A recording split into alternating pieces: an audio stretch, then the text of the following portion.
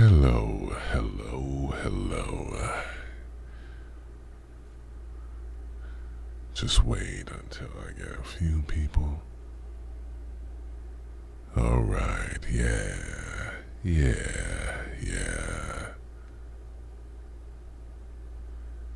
Hello, Cherie, hello.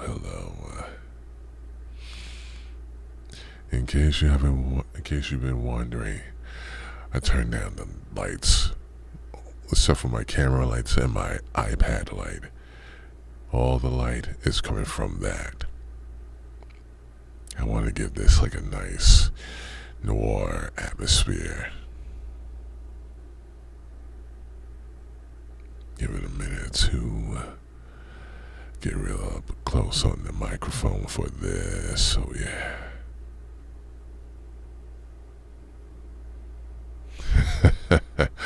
Don't worry, I won't get too crazy. Just right here.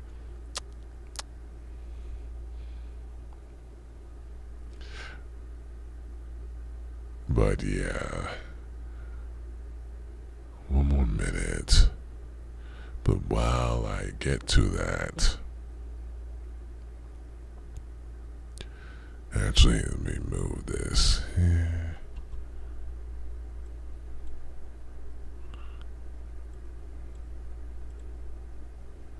Right there. Better, actually.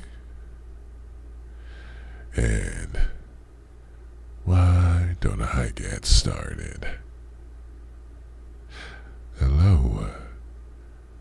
My name is Paul Greene-Dennis, aka Deep Green VO voice actor, singer, and I am pressing onward with my live reading of One Nation Under Blackmail,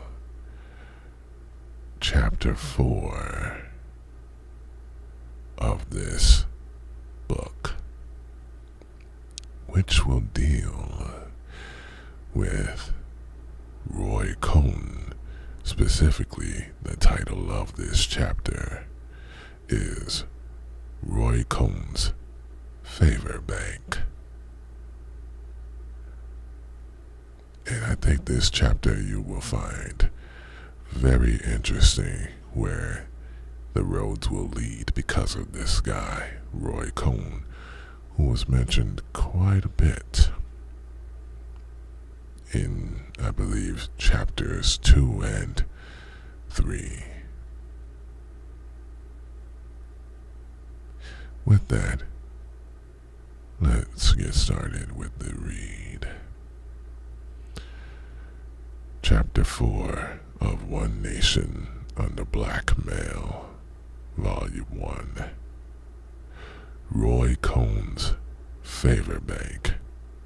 First part of this chapter. The city's preeminent manipulator.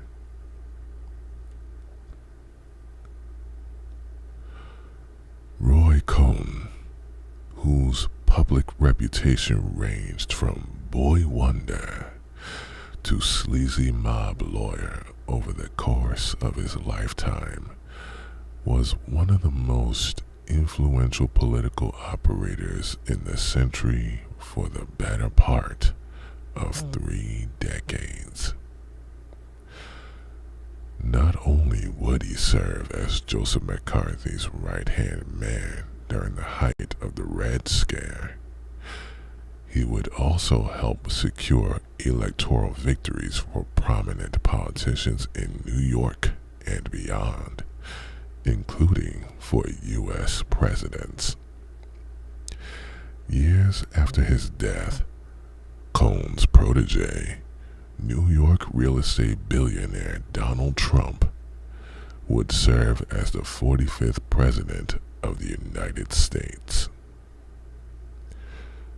Yet, for someone who was so influential, both his admirers and detractors have declined to dig too deeply into his career and dealings, particularly those that are most unsavory. Part of this may owe to Cohn's apparently contradictory nature. He was an anti-communist crusader that closely collaborated with the FBI, as well as a close confidant, business associate, and legal counsel to some of the biggest names in organized crime. Perhaps for that reason, Cohn's story is essential when detailing the rise of the networks that are the focus of this book. Roy Cohn was a man once called New York City's preeminent manipulator, precisely because he was a one-man network of contacts that have reached into City Hall, the mob, the press, the archdiocese, the disco jet set, the courts in the backrooms of the Bronx and Brooklyn where judges are made and political contributions are arranged. In addition, Cohn's ability to manipulate the press, politics, and much more may have been partially due to his ability to wield blackmail in a way similar to that practiced by his close associate and friend, J. Edgar Hoover. This particular relationship, aspects of which were discussed in Chapter 2, may explain why, long after Cohn's death in 1986, much of the FBI file on Cohn, believed to be over 4,000 pages long in total, has still not been made publicly available, despite efforts by Cohn biographers and others over the years.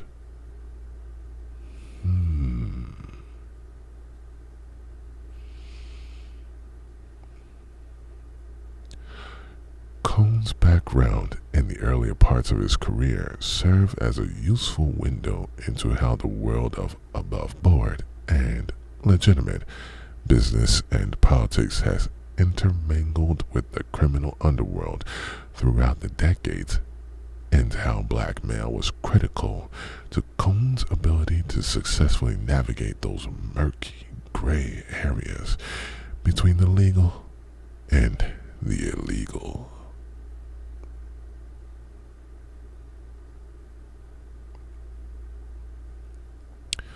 Second part of this very, very long chapter, Al Cohn and the New York Machine. Roy Cohn's father, Albert Cohn, was the son of immigrants from Poland, whose limited financial means forced Albert to skip high school. He eventually attended City College, working his way through university, and graduated in 1903. Afterwards, he attended New York Law School, teaching high school classes simultaneously, and became a practicing lawyer in 1908. In 1910, Albert Cohn became heavily involved in the Democratic Party clubhouses based in the Bronx, which involved attending the once-a-week meetings, working the precincts, and winning the district leader's favor, according to Roy Cohn biographer Nicholas von Hoffman. Albert's connections to the Bronx Democrats grew strong enough that he was appointed assistant district attorney for the Bronx by 1917. At this point, Albert, or Al Cohn, sought to become a judge, but lacked the money that was necessary to secure such a position. This was because the party required payments from the men it put on the ballot as a form of fundraising, and the more influential the position, the more money was required. Cohn lacked such wealth, but continued to ascend through the ranks of New York's legal scene, becoming chief district attorney in 1923 under Bronx County District Attorney Edward Glennon.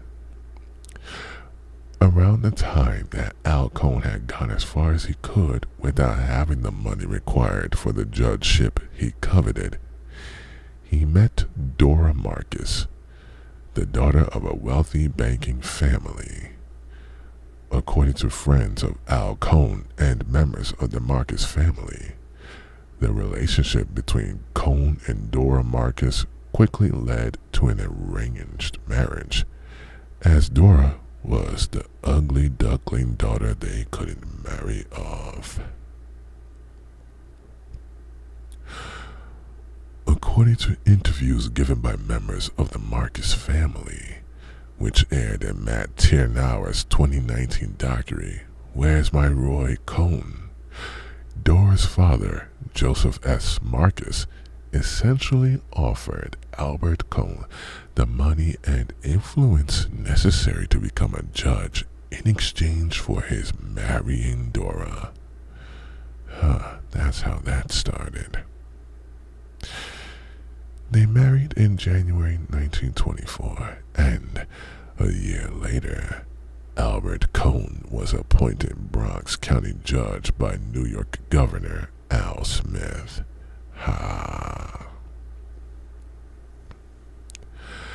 After their marriage, Al and Dora argued about where to live, with Al initially winning, securing their place in the Bronx. Al's desire to stay in the Bronx was motivated by his desire to stay connected to the political connections he had developed, where he handled the party's Jewish patronage on behalf of Bronx party boss Ed Flynn.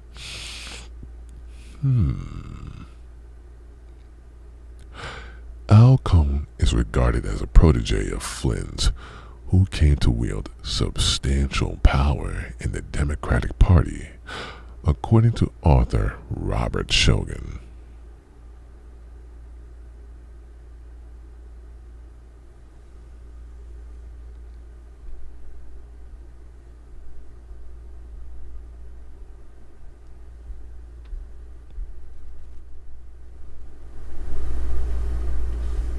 Hold on.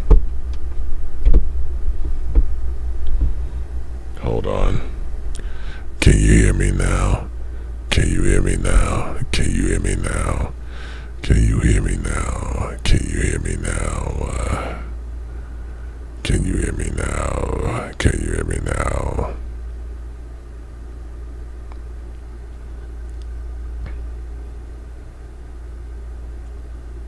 All right. In 1921, Cohn created the Pontiac Democratic Club at Flynn's behest in order to weaken the political base of a Flynn rival, Patrick Kane. The club later became hugely influential in local elections. Years later, Roy Cohn would describe his father as Flynn's chief lieutenant during this period, while his mother Dora would host annual dinner parties at their home in Flynn's honor.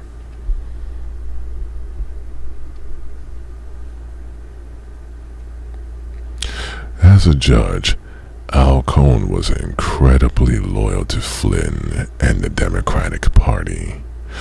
According to historian Christopher Elias, when the party needed Al to rule a certain way for reasons political and personal, he followed through. When they needed his support for a specific candidate, he gave it.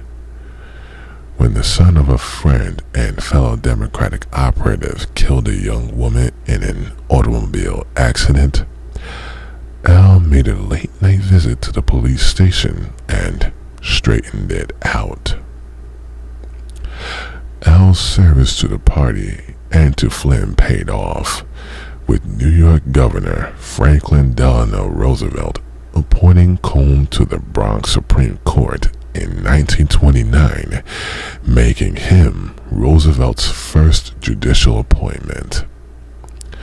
At the time and for years afterward, Flynn was one of Roosevelt's most senior strategists.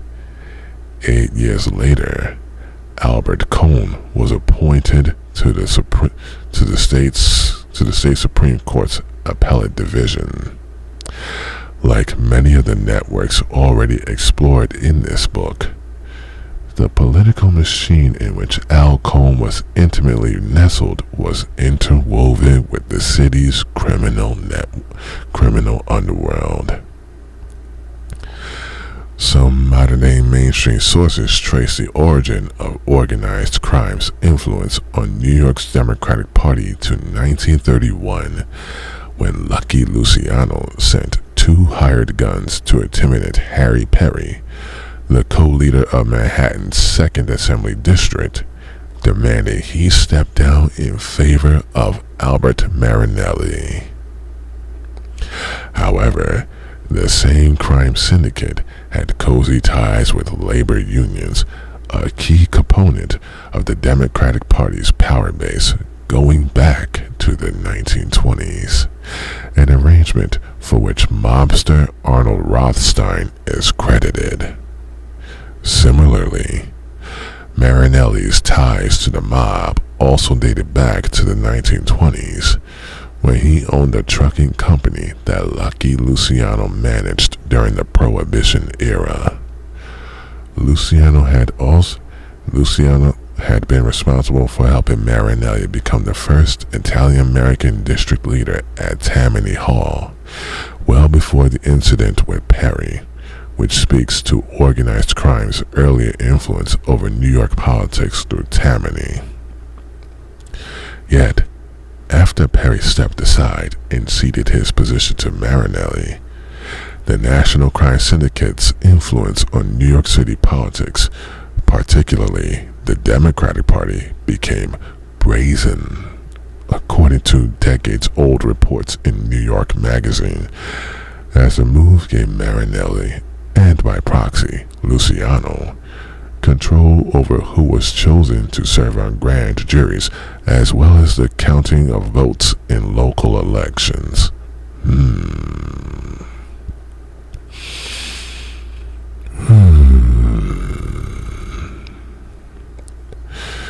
The influence of the National Crime Syndicate on top New York politicians was considerable at the time when Albert Cohn was deeply involved in Democratic affairs. For instance, Meyer Lansky is known to have donated to the political campaigns of Al Smith, the governor of New York for much of the 1920s. Smith was a top figure with Tammany Hall, the political powerhouse of the New York Democratic politics that controlled Democratic Party nominations and became synonymous with corruption.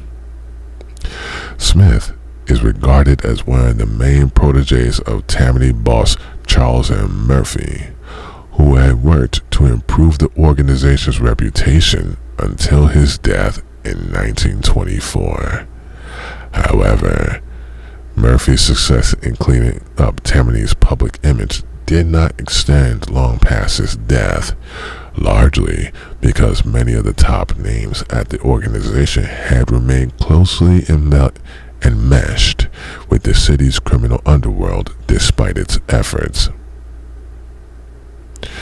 During the now infamous effort of the National Crime Syndicate to rig the Democratic National Convention in 1932 in favor of Franklin Delano Roosevelt, it was a tearful Al Smith who had personally warned Luciano, Lansky, and Costello that Roosevelt would betray them. Smith specifically warned that Roosevelt would break his promise to restrain an official inquiry into criminal activity in New York City, a promise Roosevelt had made to appease organized criminal interests in order to secure his nomination.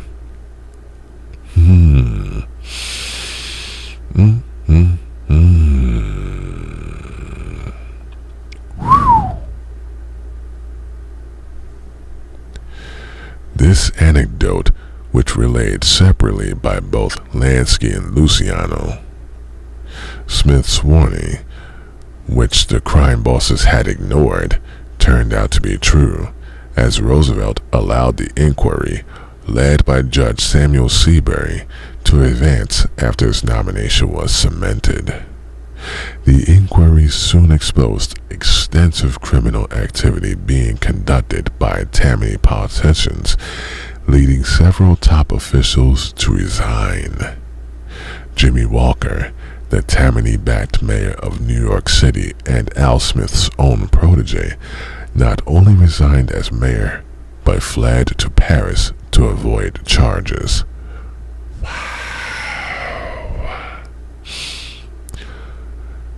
Regarding the 1932 convention, Luciano later stated that it was commonly known at the time that his criminal enterprise controlled most of New York City's delegates to the convention, which speaks to their considerable influence over the party's dealings in the city during that period. Seabury and Roosevelt's combined determination to clean up the Democratic Party's image in New York, however, saw Tammany's influence wane due to his entrenched association with organized crime becoming public knowledge. The National Crime Syndicate's influence on New York politics nevertheless remained strong well past Tammany's fall from grace. The elder Cone remained deeply involved in the Democratic political apparatus during this period and, as mentioned, was specifically close to Edward Flynn, who had tightly controlled the Democratic Party in the Bronx since 1922. Flynn, who was another protege of Tammany Hall boss Charles Murphy, but not a Tammany member himself, became favored by Roosevelt in the wake of the Seabury inquiry, supposedly because Flynn had kept his district free of corruption. An argument can be made, however, that Flynn had merely kept his district and his own reputation free from a public association with corruption, as Flynn later moved to protect the mob-linked politician William O'Dwyer. According to Robert Shogun, O'Dwyer was one of Cone's family's famous family friends. That doesn't sound familiar. The rise of William O'Dwyer, not unlike that of Thomas Dooley, was based on his reputation as a crusader against organized crime, including Meyer Lansky's Murder Incorporated, and specifically his role in the takedown of syndicate boss Louis Lepke Buchalter. It had been disputed, however, as to whether the reality of the Buchalter case was the same as what was publicly reported, i.e., ex-cop O'Dwyer bravely taking on the mob, or rather, the masking of the consolidation of mob power into fewer hands. As noted by Sally Denton and Roger Morris in The Money and the Power, it was Lansky himself who had arranged for Buchalter to be arrested by the FBI and the Federal Bureau of Narcotics in 1937. Of this alliance, Denton and Morse write that the betrayal of Buchalter at once removed a Lansky rival, gratified Hoover and FBI Director Harry Anslinger in their mutual obsession with popular image, and further compromised federal law enforcement, which was growing ever more dependent on informers and double agents for its successes. Both Dewey and O'Dwyer prosecuted Buchalter with great zeal, gaining considerable recognition for themselves in the process. The man they took down, however, had already been co-signed to death by both his friends and the government before Dewey and O'Dwyer were even involved, which casts doubt on the narrative that Buchalter's prison sentences and eventual death sentence were merely the result of Dewey's and O'Dwyer's prosecutorial abilities. Further doubt regarding the official story of this incident is raised when one considers that both star prosecutors had their own ties to the same syndicate, with Dewey's ties to Mary Carter Paint / Resorts International having already been noted in Chapter 1. In the case of O'Dwyer, he was meeting with Frank Costello the same year that he secured Buchalter's death sentence. O'Dwyer ran for mayor of New York in 1941 and lost, but was later elected in 1945, largely on his anti-corruption public image. However, an investigation launched by an attorney O'Dwyer had once hired, and who was successfully elected to O'Dwyer's old position as Brooklyn District Attorney, Miles McDonald, brought that image and O'Dwyer's career crashing down. In 1950, McDonald began investigating Harry Gross, who had been running a multi-million-dollar gambling empire in the city. The investigation into Gross grew rapidly, with McDonald discovering a series of other related rackets throughout the city. Most of those rackets led back to one man, James Moran, the man who had served as O'Dwyer's right-hand man when O'Dwyer served as a judge, as a district attorney, and now as the city's mayor. Once word got out that McDonald was onto Moran, heat started to be applied from the very top, with O'Dwyer denouncing the man he had once hired and calling his investigation a witch hunt.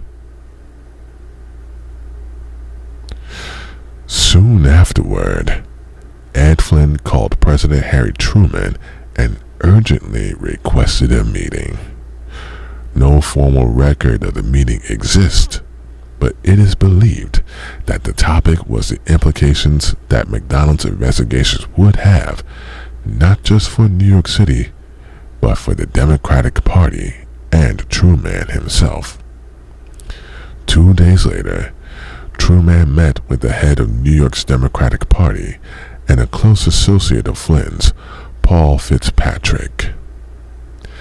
He then met with Eleanor Roosevelt, whose influence on the New York Democratic Party was still considerable.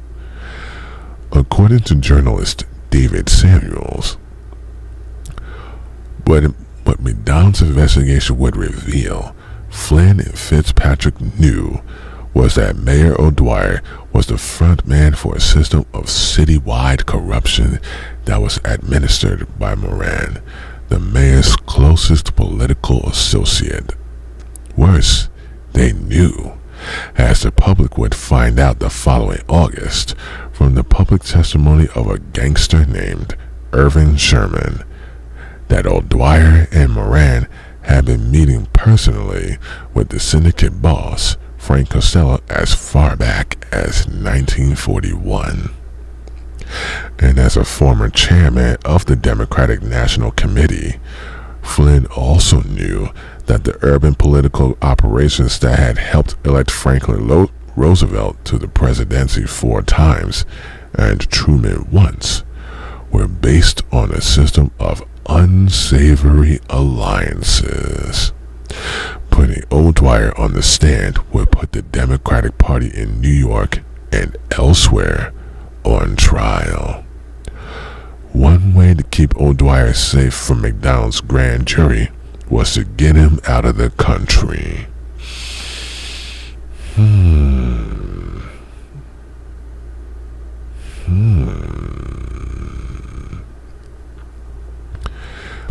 This is precisely what happened, as Truman appointed O'Dwyer to be ambassador of Mexico, which allowed O'Dwyer to avoid charges and further scrutiny. Ed Flynn's close ally and accomplice in helping orchestrate this deal to protect O'Dwyer, Paul Fitzpatrick, thanked Truman in a letter. Your recent announcement of the pending appointment of the ambassador to Mexico again proves to me your deep understanding of many problems and your kindness in rendering assistance. May I just say thanks.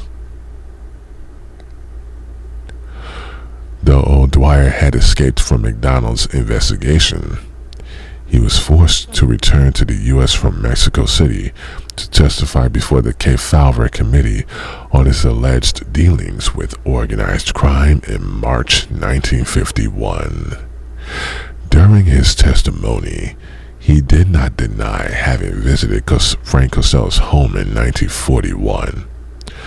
He also admitted that he had appointed the friends and relatives of powerful mobsters to public offices and became evasive when asked how much he had known about their ties to organized crime at the time.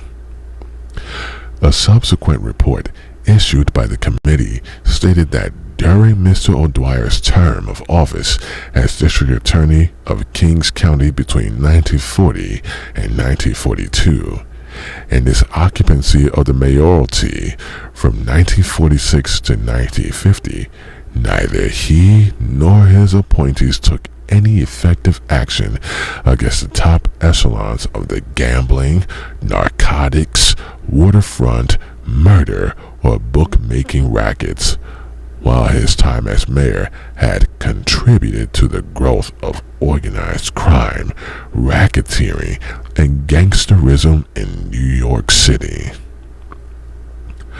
Less than a year later, O'Dwyer's right-hand man, James Moran, was convicted on 23 counts of extortion for his role in the corruption McDonald had exposed. If Flynn was indeed a Bronx political boss who was free of scandal and corruption as some historians claim, it is hard to justify why he would intervene so dramatically, directly involving the White House, in order to protect the corruption that had enabled O'Dwyer. Rather, he stepped in to protect the system of unsavory alliances that had given his party its power, including its obvious organized crime ties. There is also the fact that a young Roy Cohn had been considerably involved with and worked in O'Dwyer's election campaign, bragging that he had been the one who had found dirt on O'Dwyer's Republican challenger.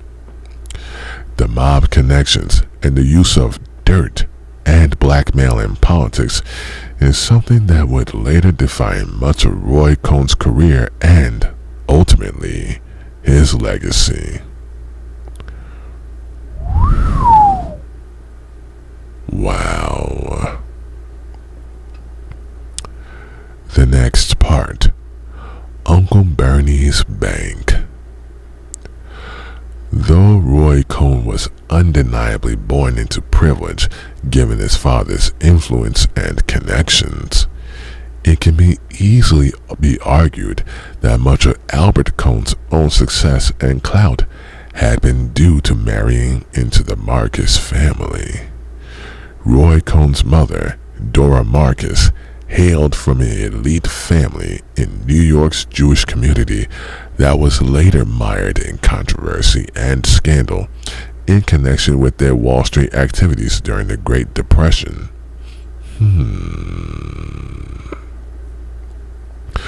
Dorothy Dora Marcus was the daughter of Joseph S. Marcus, who had created the Bank of the United States. Marcus, a Russian Jewish immigrant, started his career in the garment industry before entering the world of banking. first creating the Public Bank of New York in 1906. He disposed of his interest in that bank in 1912 and chartered the Bank of the United States a year later.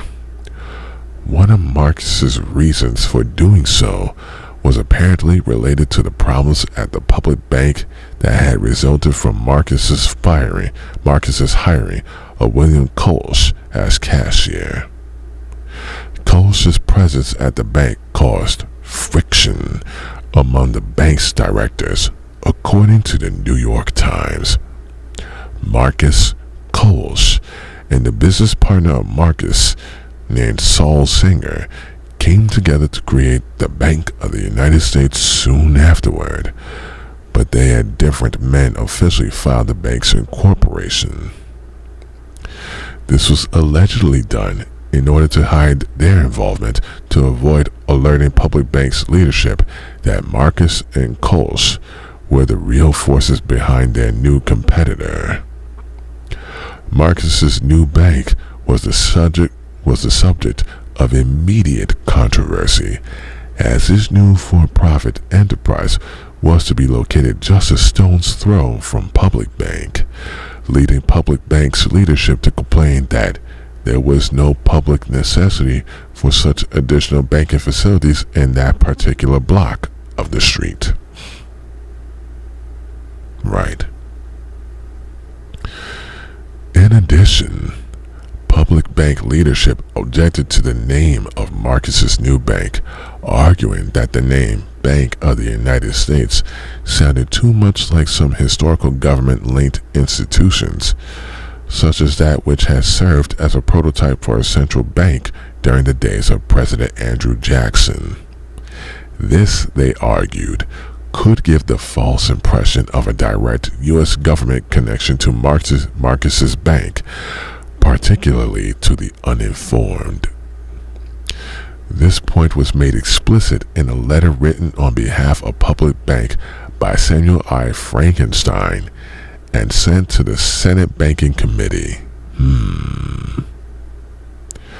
Frankenstein, according to a report on a letter published by the New York Times, argued that ignorant foreigners would believe that the United States government was interested in this bank and that it was a branch of the United States Treasury in Washington, and if the bank should fail, these poor depositors would bewail the fact that they had entrusted their scant savings to the United States government.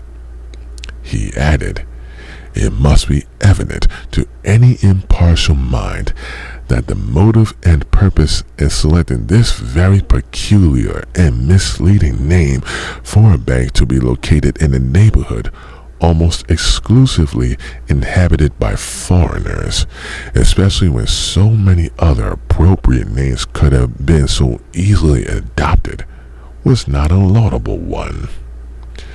This name was not selected through pure accident." Time would prove Frankenstein very prescient. Despite these concerns, the Bank of the United States was granted its charter by George C. Van Tuyl Jr., New York State Superintendent of Banks, who subsequently became a vice president and later a director of the bank. The Bank of the United States, as Frankenstein had expected, immediately worked to attract business and deposits from the local Jewish immigrant community, starting with a modest $100,000 in working capital. It experienced moderate growth and had a total of 5 branches by 1925. Given its Jewish ownership and efforts to cater directly to Jews, it became a point of pride for the New York Jewish community, which eagerly embraced the new bank, opening savings accounts and borrowing money for fledgling businesses, according to historian Beth S. Wenger.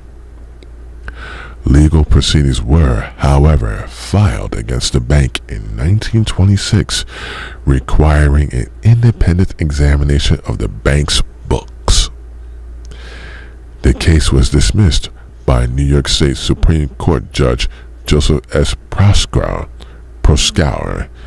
allegedly because the plaintiffs had failed to make out a case.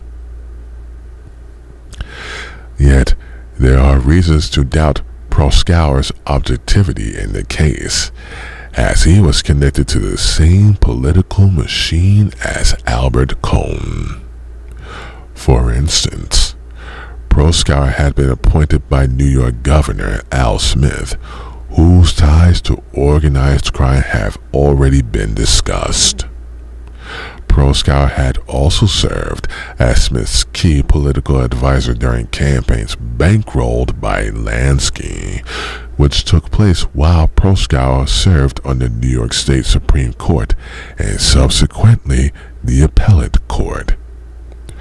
Proskauer was appointed chair of the New York State Crime Commission in the early 1950s, despite his past conflicts of interest. That commission had been created at the behest of Governor Thomas Dewey, who, as mentioned in Chapter 1, had released Lucky Luciano from prison after his involvement in Operation Underworld, and who was also closely tied to both John Foster Dulles and Allen Dulles. Allen Dulles was serving as CIA director at the time of the Commission's activities, and as the agency's ties to organized crime deepened. Soon after the Crime Commission's work was completed, Dewey's former chief assistant, Paul Lockwood, in 1955 became a top executive at Louis Rosensteel's mob-linked Schenley Industries, while Dewey himself officially became a business associate of Lansky frontman in 1958. Lansky had also previously donated to Dewey's unsuccessful bid for the U.S. presidency in 1944. The Proskauer-led Crime Commission was insignificant in terms of its end results, especially in comparison to the impact of the Kefauver Committee had the year before, when Dewey had been called to testify due to his suspected mob ties. This suggests that Proskauer, like Albert Cohn, Ed Flynn, and others, could be counted on to protect certain influential actors within the system of unsavory alliances that was woven throughout the city. In addition to Proskauer's own apparent conflicts of interest, there is the added fact that Joseph Marcus had promised Albert Cohn a judgeship in exchange for marrying his daughter Dora, which further reveals the influence of the Marcus family within legal and judicial circles, as well as with the politicians who appointed judges in New York during this period. Albert Cohn had been appointed as judge for Bronx County by Al Smith a year before this case was brought against Marcus's bank in 1925. Joseph Marcus died in 1927, giving his son Bernard K. Marcus, Roy Cohn's Uncle Bernie, complete control over the bank's affairs. Bernard Marcus had already been intimately involved with the bank's leadership since 1919, when his father had turned over active management of the bank to him. After his father's death, Bernard was named president of the bank and went on an aggressive acquisitions and merger spree, resulting in the bank growing from 5 branches in 1925 to 62 in 1930. Damn. Two major mergers took place in 1928, followed by two more in 1929, resulting in the Bank of the United States becoming the third largest bank in New York City by May 1929. The bank became a member of the Federal Reserve of New York, which was greatly influenced by the Warburg brothers, Felix and Paul. Paul Warburg was the main architect of the privately owned Federal Reserve banking system and a powerful force at the central bank during its early years. Due to the Bank of the United States' apparent success, Bernard was hailed at the time as a financial wizard who could make dividends sprout from virtually nothing. Yet it was soon revealed that Bernard Marcus's wizardry was largely the result of fraud and corruption by the Marcuses and Saul Singer, validating the earlier rationale for having the bank investigated, which had been dismissed by Proskauer. In February 1930, just months after the Black Tuesday stock market crash of October 1929, Bernard Marcus assured shareholders that the bank stood on solid ground. A few months later, the bank began negotiations for its largest merger yet, which would have resulted in their bank managing $1 billion in deposits. Excuse me.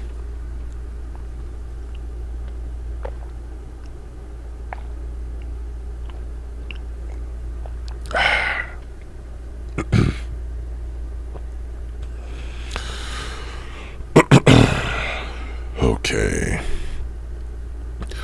The would-be bank was to have been headed by J. Herbert Case, then head of Federal Reserve Bank of New York, of which the Marcus-run bank was a member. In addition, Goldman Sachs was poised to have a substantial interest in the new bank, further underscoring that the merger was set to create another Wall Street behemoth. Terms of the merger were reportedly negotiated in November 29.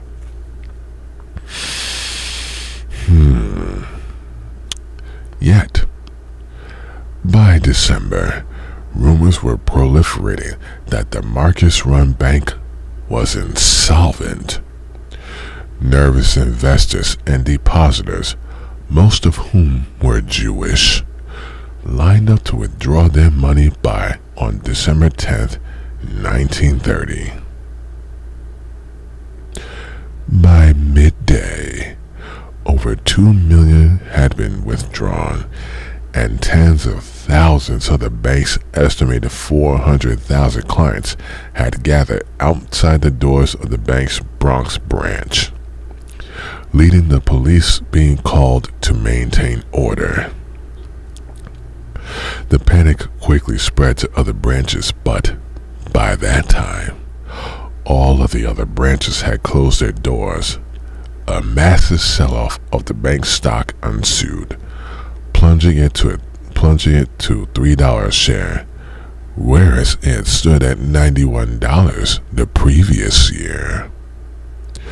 Bernard Marcus insisted that the bank would reopen following the planned merger.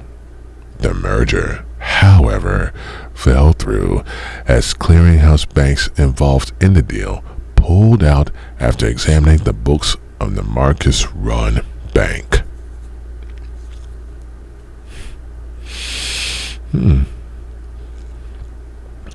Superintendent of Banks Joseph Broderick attempted to work with Wall Street's leading bankers to rescue the bank on December 11th, 1930, but failed to reach any solution. The governor of New York at the time, Franklin D. Roosevelt, ordered the Bank of the United States closed, which made its failure the largest in U.S. history at the time.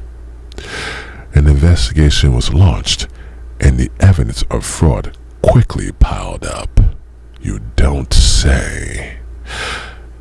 As the investigation began, it became readily apparent that Bernard Marcus and Saul Singer, the bank's vice president, had engaged in illegal activity, including purchasing the bank's stock with depositor funds in order to drive up the stock price.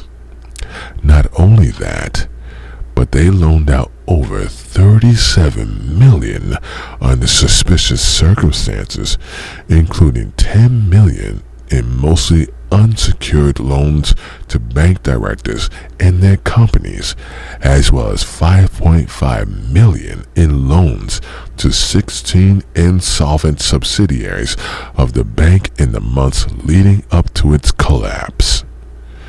Marcus and Singer also raided the bank's reserve to finance their own investments in the real estate market. You don't say. Public hearings revealed that 2 months before the bank shut down, officers at the bank had burned a truckload of documents, more than 1,000 bundles of papers of bank records, at an incinerator located at the Beresford Apartments, which was owned by a subsidiary of the Bank of the United States. Marcus, in a style that would later be exemplified by his nephew Roy Cohn, fought the investigation of his bank bitterly, even going so far as to refuse to testify and to seek the removal of the lead investigator of the case. Both Marcus and Singer were found guilty of fraud and were sentenced to 3 years in Sing Sing maximum security prison, and their appeal was unsuccessful. According to members of the Marcus family, including Roy's mother Dora, the reason the other banking chieftains of New York had declined to step in to rescue the Bank of the United States had been anti-Semitism, and editorials appeared in some New York newspapers arguing the same. Per this theory, the Episcopalian J.P. Morgan, the Anglo-Saxon-dominated New York Clearing House, and the German Jewish bankers, e.g. the Kuhns, Loebs, and the Lehmans, had let the Russian Jewish bankers fail when they could have saved their bank. Dora Marcus referred to these figures as a dirty anti-Semitic cabal that sought to destroy her family due to their Russian Jewish origins. What is with this anti-Semitic just being thrown out there? Other banks, however, have been allowed to fail throughout U.S. history, and anti-Semitism was now blamed for those occurrences. In addition, the German Jewish banking establishment was in part dominated by another powerful family, the Warburgs, with both Felix and Paul Warburg having married into another German Jewish banking family, the Loebs. In June 1930, just months before the collapse of the Marcus-owned bank, Albert Cohn, Bernard Marcus' brother-in-law, was the guest of honor at a luncheon hosted by Felix Warburg, suggesting that this alleged hatred held by the German Jewish banking establishment for the Russian Jewish Marcus family did not exist at the time.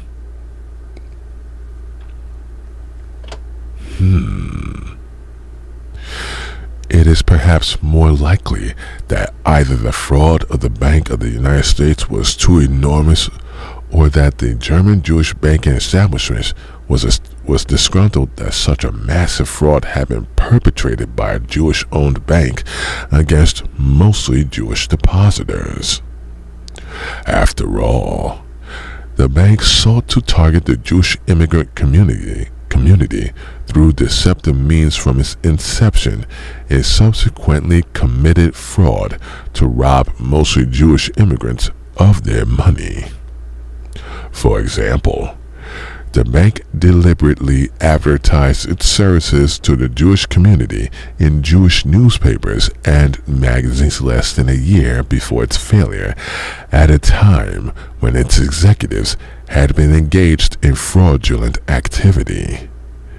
In addition, there had been efforts to investigate the bank for fraud earlier, but they had been dismissed with the intervention of Judge Proskauer. That intervention also raises the possibility that powerful interests had been willing to intervene on behalf of the Marcus-owned bank, but would not do so a second time.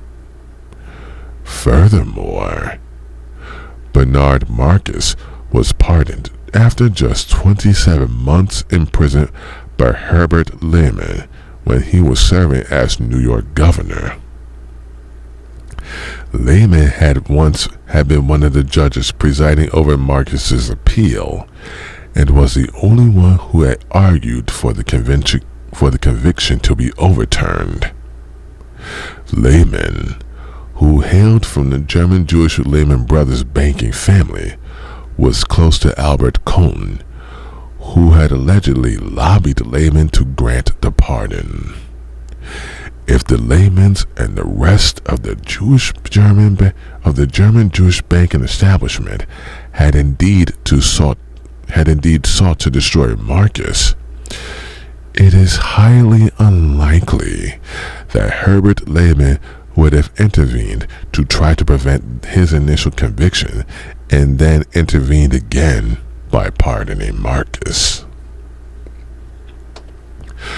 The trial and imprisonment of Bernard Marcus had a considerable impact on Roy Cohn, as Bernie was his favorite uncle.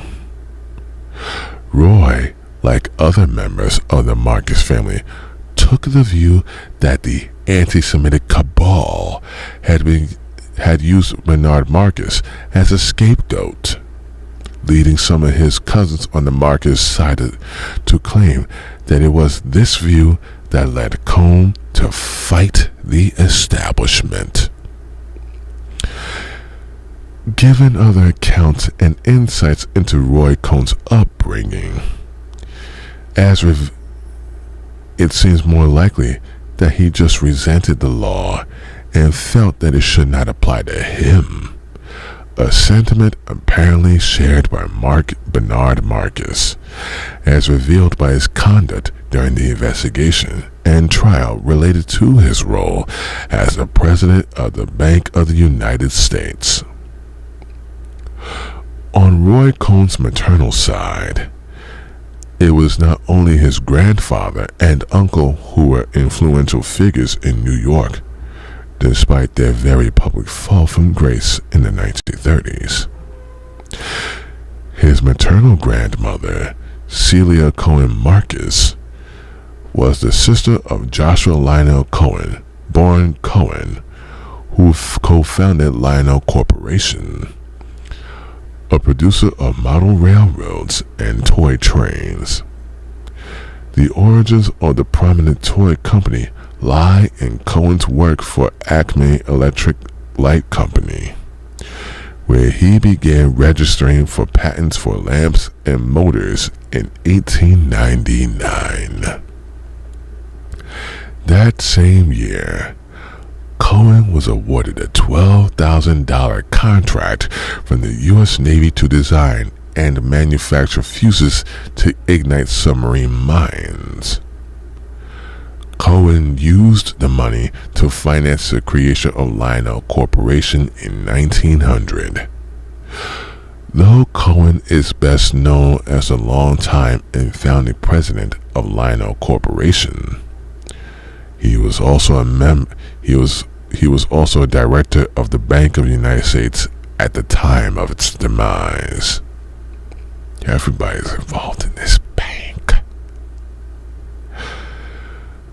While his nephew was sent to Sing Sing, Cohen managed to get off light through the help of Fred Pitteret, the special deputy banking superintendent charged with overseeing the liquidation of the Bank of the United States. Pitteret's son later became a prominent fixture at the New York Federal Reserve. Cohen ultimately settled for about $107,000 in 2022 dollars, despite having personally attended bank directors' meetings during which many of the fraudulent loans had been approved. He testified that he knew nothing of the bank's criminal activities and learned about its many problems from media reports after its closure.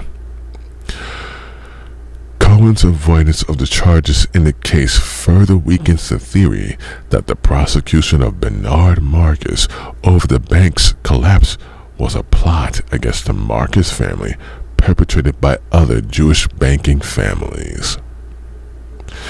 Lionel's influence grew and peaked in the early 1950s when it became the world's largest toy manufacturer.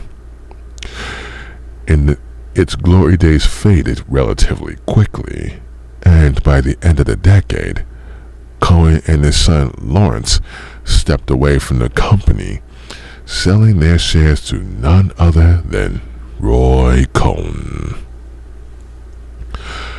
Cohen's involvement with and role at the company would subsequently be linked to suspect financial activity and organized crime networks. Friends of Cohen's, including former Congressman Neil Gallagher, have alleged that Roy persuaded friends and acquaintances to buy Lionel stock while he privately shortened the firm, resulting in Cohen getting rich while those who had invested at his behest took a financial beating.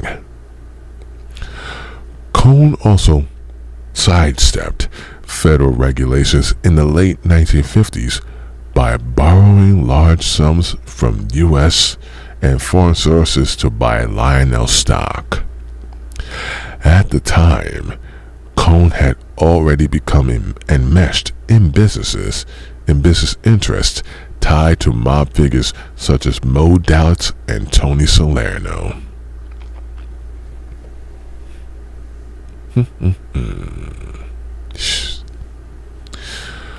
Regarding other notable claims about Roy Cohen's family tree, it has been alleged by some, including his biographer Nicholas von Hoffman, that his maternal grandmother, Celia Cohen Marcus, was deranged, suffering from some serious mental issues. One of his uncles on his mother's side, Jesse Marcus, was either mentally retarded or brain damaged, which the family speculated was due to the misuse of forceps by the doctor who delivered him, while others suspected a congenital condition.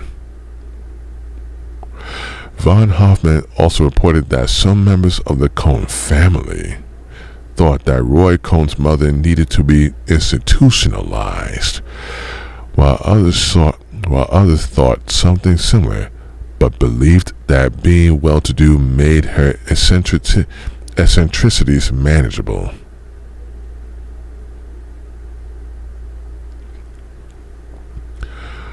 Other members of the Marcus family, including Roy Cohen's cousins, have not made such extreme claims, but have said that Dora's neurotic and sociopathic tendencies left an undeniable mark on her son. According to one of his cousins, It all started the day Roy Cohn was born in 1927, with Dora telling Al, "This is my baby. I'm going to bring this child up, and you're going to have nothing to say about it." Though dominated by his mother and having much less contact with his father, Cohn was aware from a young age of their unhappy marriage and was able to play his parents against each other with ease. Bernard Marcus's wife, Libby Marcus, once stated to biographer von Hoffman that Cohn's parents saw quite differently in ways of discipline and so forth. So Roy was never said no to. He could always find one person on his side, and that's the one he would use. Cohn's aunt Libby added, "I don't think there was any discipline between Roy and his mother. It was always in the direction of power, influence, recognition, and there was no chance of Roy ever being stymied because he always got his way. It was not a normal relationship." This permissiveness was perhaps the most lasting impact Cohn's mother had on his character. It was also expressed by one of his law partners, who was anonymously cited by von Hoffman as saying, "His doting mother created a person who was totally free of the rules that you and I or most people go by." What will people think? What's the right thing? What does my religion say about this? Roy played by his own set of rules. Whatever he wanted at any given moment was the right thing.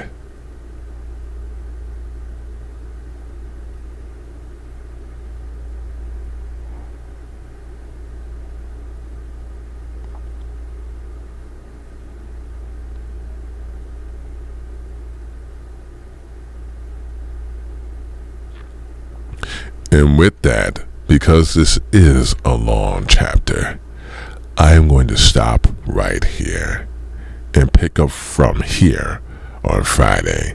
Like I said, this is a very, very long chapter. And with that, I say have a great day. Hopefully you enjoyed my reading, and it's going to get juicier here from here on out.